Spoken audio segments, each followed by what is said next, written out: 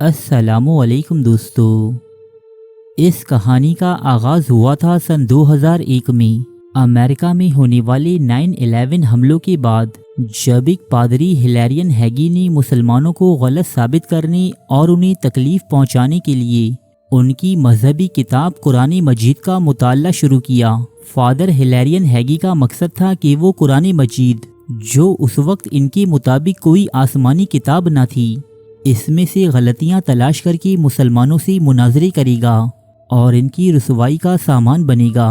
آج فادر ہلیرین ہیگی کا 20 سالوں پر محیط یہ سفر ختم ہوا، اور اللہ کے فضل اور کرم سے فادر ہلیرین نے نہ صرف اسلام قبول کر لیا ہے بلکہ مسیحیت کے دیگر پیروکاروں کو بھی اسلام قبول کرنے کی دعوت دی ہے۔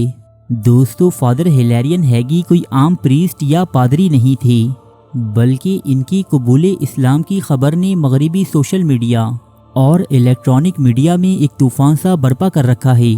آخر کون ہیں یہ فادر ہلیرین ہیگی، جو مغرب ان کی مسیحیت کو ترک کرنے اور اسلام قبول کر لینے پر شدید اضطراب اور بے چینی میں مبتلا ہے؟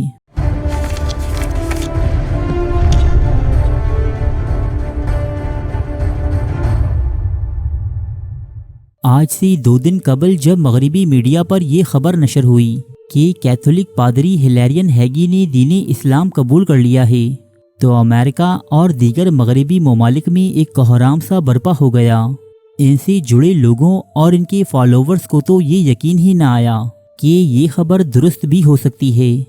دوستو، فادر ہلیرین ہیگی کوئی عام پادری یا پریسٹ نہیں تھے، بلکہ وہ روم اور انطاکیہ کے مرکزی گرجا گھروں میں عیسائیت کی تعلیم دے چکے ہیں، اور ان کی لکھی کتابیں دنیا کے بڑے بڑے چرچز میں پڑھائی جاتی ہیں۔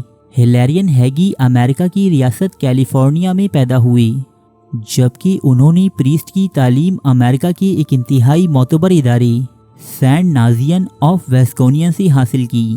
ابتدا میں فادر ہلیرین ہیگی رشین آرتھوڈاکس فرقے سے منسلک تھے، تاہم سن 2007 میں انہوں نے اپنا فرقہ تبدیل کیا اور ایسٹرن کیتھولک چرچ کی جانب منتقل ہو گئے۔ ہلیرین ہیگی نے حال ہی میں یہ اعلان کیا تھا کہ وہ جلد ہی امریکی ریاست کیلیفورنیا میں ایسٹرن کیتھولک چرچ کا ایک مرکز تعمیر کرنے والے ہیں، لیکن ان کی اچانک اسلام قبول کرنے کی خبر نے دنیا کو ورطۂ حیرت میں مبتلا کر دیا ہے۔ لوگ حیران ہیں کہ کل تک جو آدمی مسیحیت کی تبلیغ اور فروغ کے لیے جد و جہد کرتا ہوا نظر آتا تھا، آج مسلمان کیسے بن گیا؟ ان کے دوستوں اور رشتہ داروں کو اس بات کا علم تو تھا کہ فادر ہلیرین ہیگی دین اسلام کا مطالعہ کر رہے ہیں، لیکن ان کا یہ مطالعہ قرآن اور اسلام میں غلطیاں نکالنے اور اس پر نکتہ چینی کے لیے کیا جا رہا تھا۔ تاہم اس مطالعے نے فادر ہلیرین ہیگی پر ایک غیر محسوس طریقے سے اثر کیا۔ دین اسلام میں خامیاں ڈھونڈتے ڈھونڈتے نہ جانے کب وہ یہ تسلیم کرنے لگے کہ حقیقت میں اسلام ہی دین فطرت ہے، اور حضور اکرم صلی اللہ علیہ وآلہ وسلم اللہ کے بھیجے ہوئے آخری نبی ہیں۔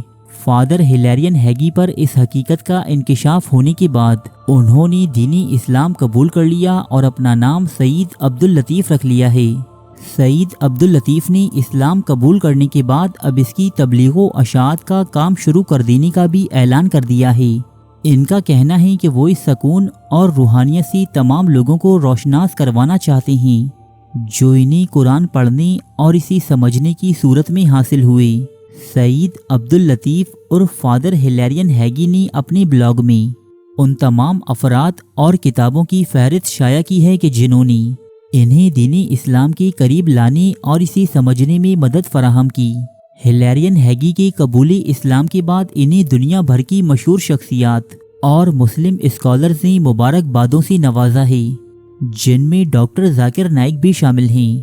لیکن وہیں دوسری جانب مغربی سوشل میڈیا پر فادر ہلیرین ہیگی کو لے کر انتہائی سخت ٹویٹس اور پوسٹیں کی جا رہی ہیں، چونکہ سابقہ فادر ہلیرین ہیگی کا تعلق اس طبقے سے تھا جو مسلمانوں کو نفرت کی نگاہ سے دیکھتے تھے اور ان کے خلاف زہر اگلنے یا ٹرولنگ کا کوئی موقع ہاتھ سے نہ جانے دیتے تھے۔